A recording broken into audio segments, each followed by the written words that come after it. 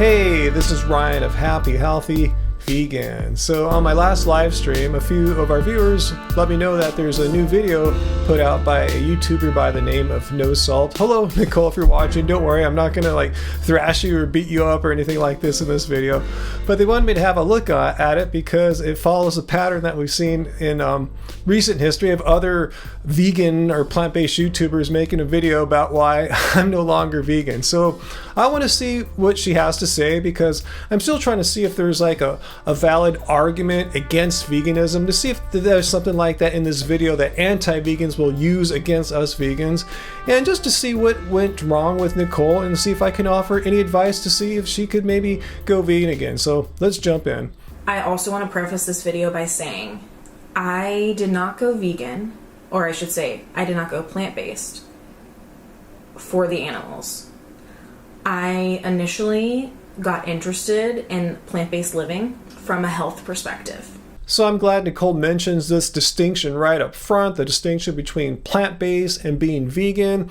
And being vegan is an ethical commitment to not harming, exploiting animals. Let's look at the definition of veganism here. It says absolutely zero about being it's for health or dieting or weight loss or anything like that. So as she said, she came for the health and weight loss aspects. We'll get into that later on. So if that's true, then Nicole is plant-based. And let me know down below, guys. I didn't watch all her videos. Maybe she, as she said, she came originally for health, and maybe she later on started becoming more of an ethical vegan. Let me know down below. But if this is as far as it went, as far as the ethical connection to veganism goes, Nicole never quit being vegan because she wasn't ever vegan in the first place. I'm not saying this in a bad way. I'm just going by how these words are defined. Nicole was plant-based. I was struggling on a plant-based diet, basically. My first video that was kind of controversial, one of the first ones, was where I talked about how I was no longer going to be high-carb, low-fat vegan.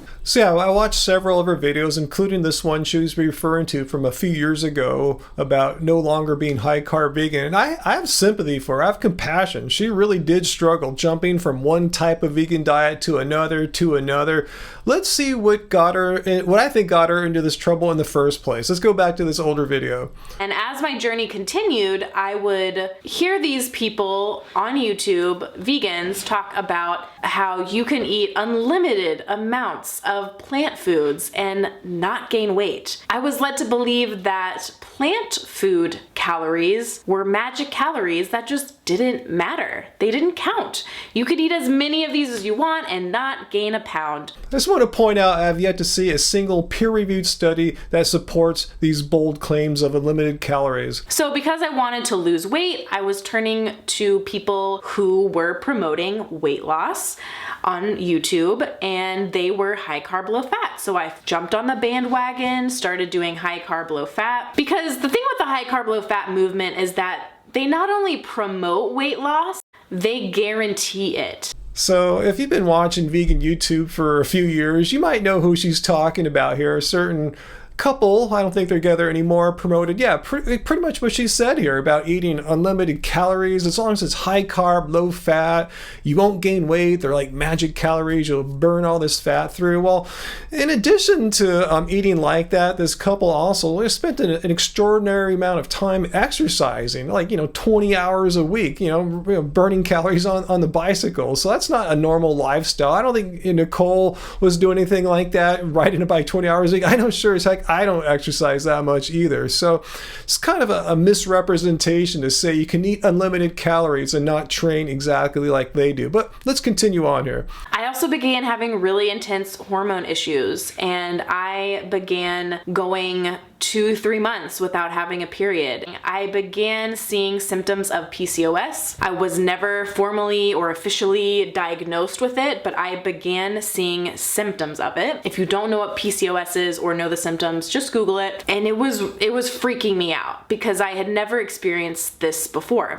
And Nicole talks a lot more about this in her current video about hormonal issues and PCOS symptoms. She said back then it wasn't diagnosed officially. I don't know if that's changed in the 3 years since then. Let me know down below. I'm really curious to know. But let's go back to her current video, and she gives more detail about how she kind of just like yo-yo diet from one form of a vegan diet to another, to another, to another. I need to figure out what vegan diet works best for me. So I started incorporating more fat. I kind of started being more balanced vegan, like macronutrient wise, and I experimented with a lot of different things.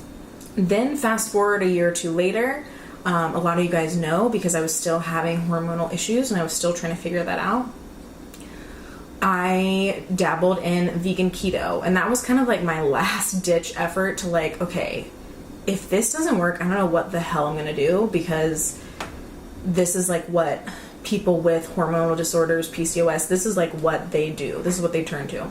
Well, as she said there, yeah, it is true. I did look it up, and I saw lots of blog posts and anecdotal stories about people with symptoms such as hers trying ketogenic diets. But, you know, anecdotal stories are just that. We're all about fact-based information here, scientific studies. And I personally had a difficult time finding many studies to support this hypothesis. All I could find was this one study. It was really small. It only had 5 women who completed it, and it found, yeah, a low-carb ketogenic style diet did help them. They had some improvements. And if you have some better, more solid science than I was able to find here, please share down below. I'd love to see it. So I did vegan keto for like 2 weeks strict.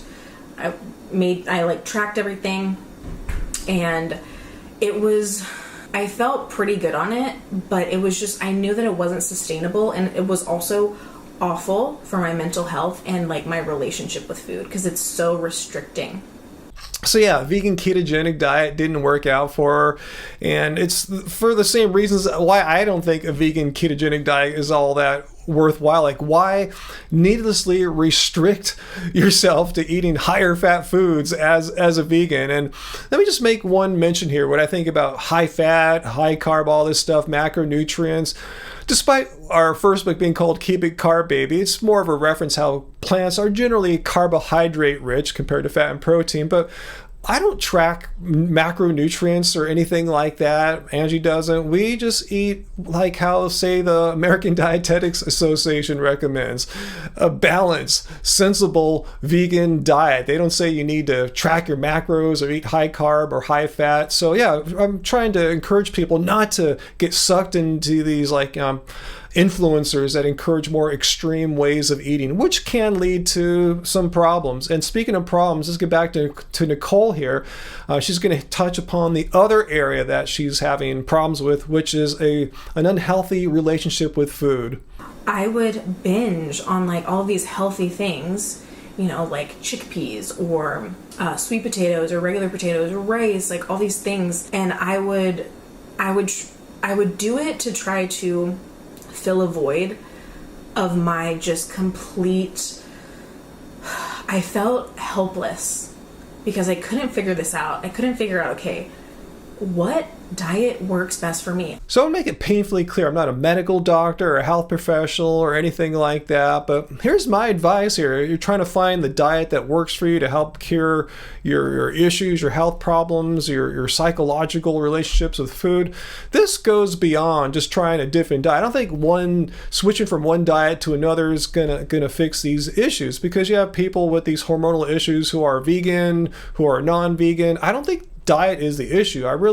Nicole, I hope you're watching, and you've probably done something like this, but if you haven't, please, I would seek out a very just like qualified, hopefully a vegan medical professional to help you out with these hormonal issues, because I don't think just jumping from one diet to another is going to magically fix it.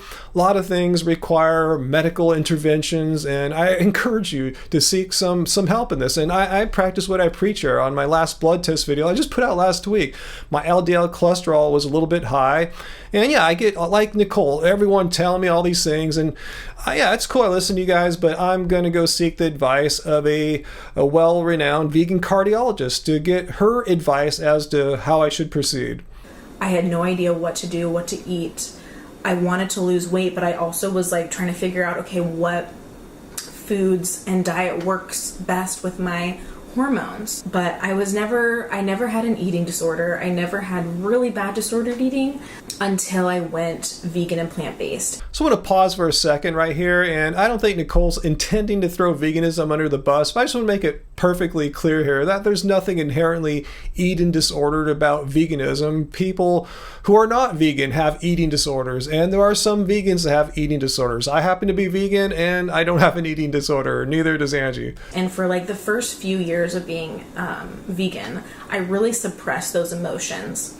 And I think because I went into plant-based living, because of the health aspect of it, I kind of clung to it as like my savior. Like, this is going to save me from all of my problems. I'm going to lose weight. I'm going to be healthy. I won't have any more issues with food. I will be just like the epitome of health and wellness. Wow, those are some pretty bold claims there, and I don't think Nicole really is pushing that on people as something she believes. I think it's what she's heard from some of these online vegan influencers before who just oversell the power of veganism. Yeah, I wish veganism would solve all my problems in life. That would be totally awesome, but the fact is it doesn't work like that. And the power of veganism is far more limited than what she just stated there. Let's look at the Academy of Nutrition and Dietetics, the largest health group of professionals in the world, and this is their official position paper after reviewing over 100 studies on the matter. And it says that vegan diets are nutritionally adequate and healthful for people in all stages of life and help prevent certain common diseases. And this refers to appropriately planned vegan diets, not like extreme dieting or yo-yo dieting or anything like that. So yes, veganism can be healthy, depends how you eat. You can be a junk food vegan. You won't get all these benefits that the Academy just stated there. Just want to make it clear that veganism can be a healthy diet, but it is not necessarily one. And it's not a magic pill either. So in 2020, I started working with an emotional eating coach to help me with all these things. And by no means did she tell me to stop being vegan or anything. But she really encouraged me to trust myself, learn how to trust myself again with food. And in order for me to do that, I had to remove the labels. I had to remove any diet label that I had put on myself. All right, so I need to jump in here because vegan is not a diet label. Veganism is not a diet. As I said up front, it's a moral, ethical stance against the cruelty and exploitation to animals.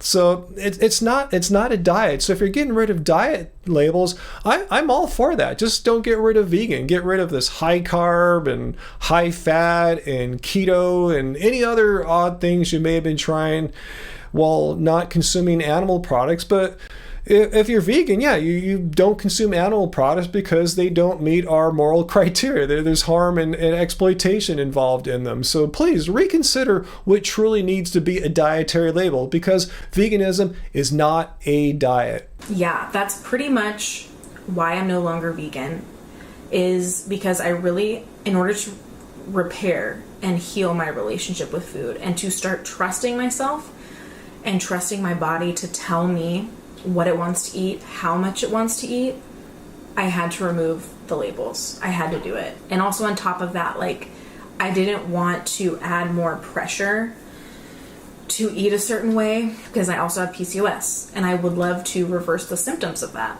And I'm sure all our viewers would love to see you reverse the symptoms of PCOS, which is, again, why I strongly encourage you, if you haven't done so already, to seek a very qualified health professional, medical doctor, not a coach or anything like that, a qualified MD to treat you in helping you with PCOS and your hormonal issues. But there's absolutely no reason here, Nicole, to quit veganism. If you truly believe that it's wrong to harm and exploit animals, you can do exactly what you're trying to do now by getting rid of labels and listen to your body and be vegan. I assume your body's not going to say, I need to have a hamburger or something like that, or a steak. I mean, you could still easily be vegan and do what you're trying to do here, more like an intuitive eating thing. And again, I want to emphasize, there's nothing restrictive at all about veganism. You're just not eating a few animal products. You have all, hundreds of thousands of plants available to eat. So have that be your way of approaching this. That open your eyes to the bountiful, plentiful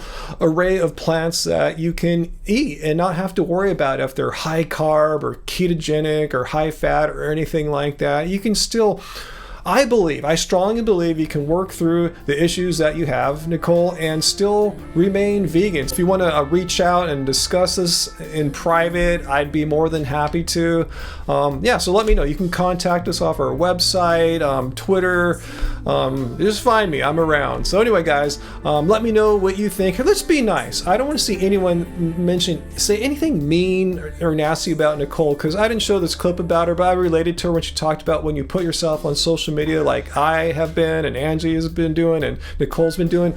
People just find that to be like a license to just say whatever they want to, no matter how cruel, how mean, and not realize that we're human beings here with emotions, and we don't want to subject ourselves to just brutal attacks all the time. So please, let's be kind to Nicole here and show her that vegans have compassion not only for animals but for humans as well. Hit like, share this video, subscribe if you're new to our channel, and remember guys, it sure doesn't suck being vegan. When does the pain